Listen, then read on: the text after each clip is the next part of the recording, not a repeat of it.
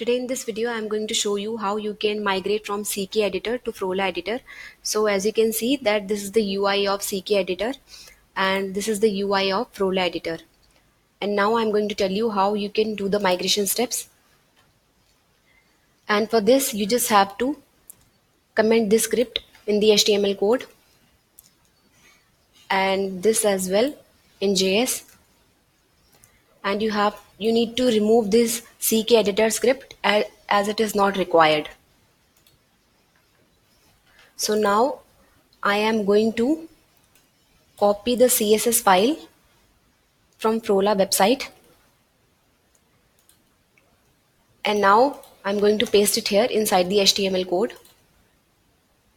Same with JS file.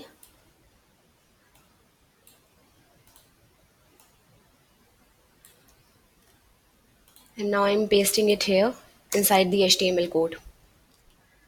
Now I'm going to initialize the code